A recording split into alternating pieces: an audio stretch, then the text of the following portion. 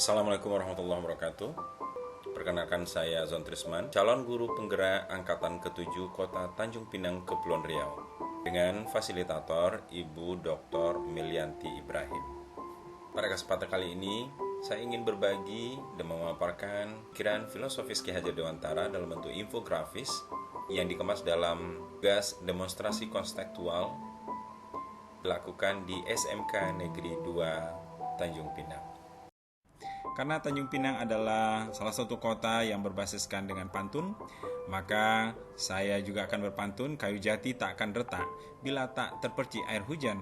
Terimalah salam kami guru penggerak, dengan moto tergerak, bergerak, dan menggerakkan. Ikan sembilang dimasak cik dara, ikan patin enak digulai. Inilah contoh demonstrasi kontekstual Ki Hajar Dewantara yang telah saya laksanakan sejak Pada kali ini ada beberapa hal yang ingin saya paparkan. Yang pertama adalah paparan mengenai ide dan gagasan Ki Hajar Dewantara tentang kaitannya dengan pendidikan, khususnya pendidikan di sekolah. Kemudian yang kedua, alasan-alasan yang secara kontekstual tentang gagasan ide yang dilakukan di sekolah. Tentunya ini berpijak di sekolah saya sendiri, yaitu di SMK Negeri 2 Tanjung Pinang. Dan yang terakhir, demonstrasi penerapan pemikiran Ki Hajar Dewantara yang telah dilaksanakan atau yang sedang berlangsung di SMK Negeri 2 Tanjung Pinang. Dalam pembahasan kali ini, kita memfokuskan kepada tiga ranah. Yang pertama adalah filosofi Ki Hajar Dewantara, yang kedua trilogi pendidikan, yang ketiga azas. Jadi filosofi pendidikan Ki Hajar Dewantara, adalah mengatakan merdeka belajar dengan sistem Among. Sistem Among itu adalah sistem yang merupakan sebuah cara mendidik yang mencakup tiga aspek, tiga prinsip, yakni prinsip Momong, prinsip Among, dan prinsip Ngemong. Kita ketahui bahwasanya ini adalah dasar-dasar, ada filosofi di dalam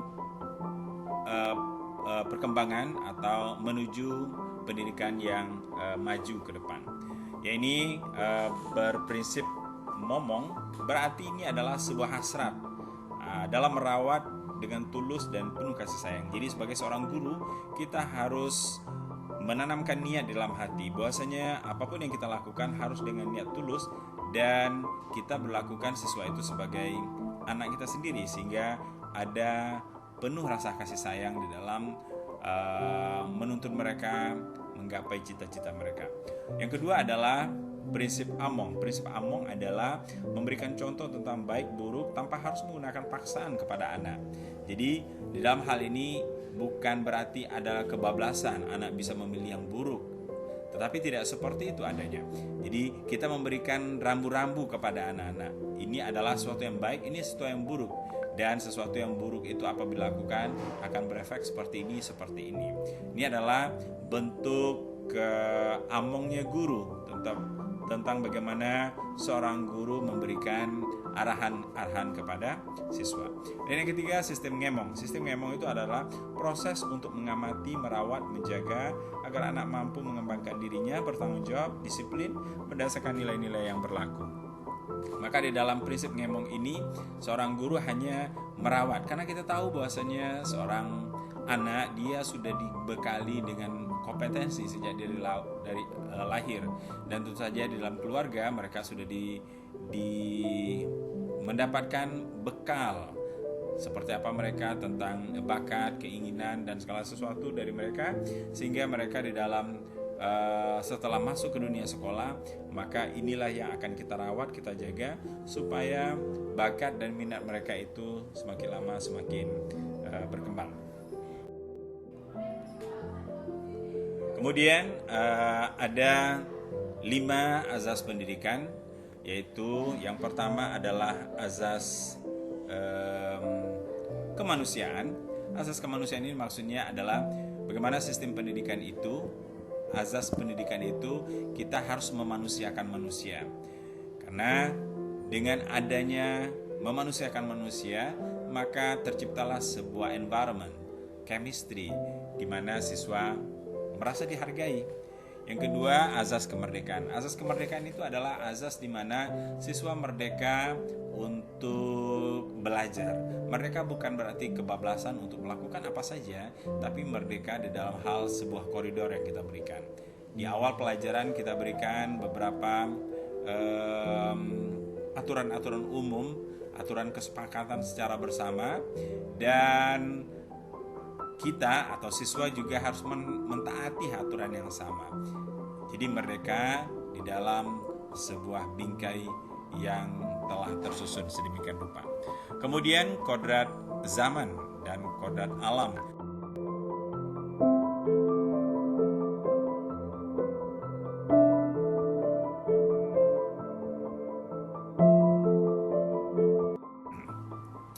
Kemudian adalah trilogi Ki Hajar Dewantara. Yang pertama, Ki Hajar Dewantara mengatakan ing ngarso sung tolodo. Artinya di depan memberi teladan. Sebagai seorang guru, kita merupakan orang yang ditiru dan digugu. Maka segala tindak tanduk kita, segala perilaku kita, segala tutur bahasa kita itu akan menjadi contoh bagi peserta didik. Maka di dalam pergaulan sehari-hari atau di dalam kelas maupun di luar kelas, kita harus mencerminkan diri sebagai seorang guru, yaitu orang yang harus diteladani. Yang kedua adalah ing madio mangun karso. Artinya di tengah-tengah kita membangun keinginan, kita harus memberikan motivasi kepada anak-anak, karena mereka itu harus berkembang, harus mengembangkan diri mereka menjadi sesuatu yang luar biasa ke depannya. Maka tugas kita adalah membangun keinginan mereka, menumbuhkan impian mereka, menjalin impian mereka. Dan yang ketiga adalah Tut Uri Handarani, yakni memberi dorongan. Dorongan dalam artian bagaimana kita bisa memotivasi, menyuruh mereka, mengarahkan mereka, ini jalan yang harus ditempuh, ini beberapa risiko yang harus akan dihadapi, ini tantangan-tantangan yang begitu akan dilalui, dan segala macam. Maka di sekolah saya di SMK Negeri 2 Tanjung Pinang ada beberapa penerapan ide atau gagasan pemikiran Ki Hajar Dewantara yang telah langsung dilaksanakan. Yang pertama, saya biasanya melakukan afirmasi positif kepada siswa. Contohnya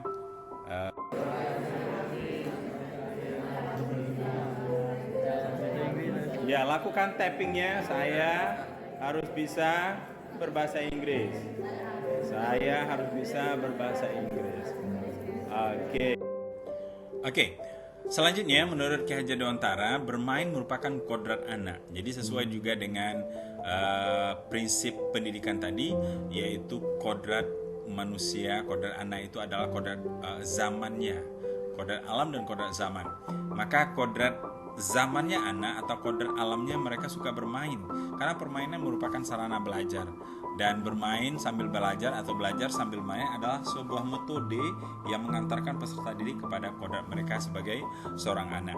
Maka sebagaimana kita guru harus mau berinovasi, mengembangkan, membuat karya, membangun game-game atau permainan yang bisa menumbuh kembangkan nalar anak secara kompetitif yang sehat. Ini salah satu permainan di dalam pengembangan kosakata mereka, pengucapan mereka yang saya rancang sendiri, iMediTrend, yaitu inovasi media berbasis Google Translate.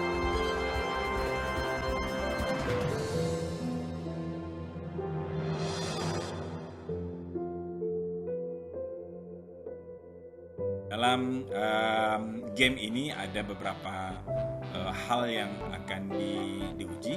Contohnya pronoun sentences mereka, listen and speak, imitating movie, sing song, chat to friend. Yang saya lakukan di sekolah kita, anak-anak merasa senang dengan permainan challenging because it can improve your pronunciation and also improve your speaking ability. So if you got some difficulties how to pronounce well and then how to improve your vocabulary, so this game is Oke, kemudian selanjutnya kodak zaman bisa diartikan bahwasanya kita sebagai guru harus membekali keterampilan kepada siswa sesuai dengan zamannya agar mereka bisa hidup, berkarya, menyesuaikan diri. Dalam konteks pembelajaran sekarang, kita harus bekali siswa dengan kecakupan abad 21. Tentu saja kita tahu bahwasanya di abad 21 ini segala sesuatu serba digital, bahkan memesan barang, untuk makan saja sekarang segala sesuatu harus tergantung kepada smartphone. Jadi bagaimana seorang guru bisa memaksimalkan beberapa fasilitas yang sudah ada, telah memaksimalkan penggunaan handphone, yaitu dengan memakai teknologi AI, yaitu artificial intelligence, sehingga dengan AI, dengan kecerdasan buatan tersebut, mereka bisa secara merdeka, secara sukarela, dan secara mandiri bisa mempraktikkan bahasa Inggris dengan baik melalui games yang tadi, atau mungkin secara bebas mereka bisa. Kemudian selanjutnya di sekolah juga telah diterapkan yang namanya 5S: senyum, sapa, salam, sopan santun. Dan ini adalah sebuah kebiasaan yang kami lakukan, bahwasanya kita harus menyambut siswa yang datang dari rumah dengan keinginan belajar, maka di sekolah kita sambut dengan penuh rasa sukacita sehingga mereka ada perasaan berterima di sekolah.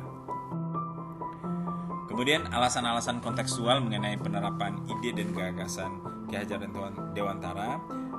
Pertama, menurut saya siswa lebih bersemangat dalam belajar. Jadi dengan adanya demonstrasi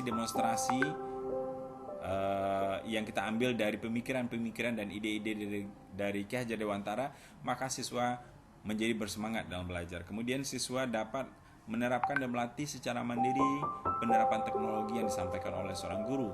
Tentunya apabila banyak guru yang berinovasi dalam hal ini, tentu mereka akan lebih bersemangat lagi dan secara mandiri bisa menerapkan atau memanfaatkan teknologi tersebut. Kemudian bisa mengoptimalkan sahabat utama, karena kita tahu bahwasanya HP itu merupakan sahabat utama dari siswa.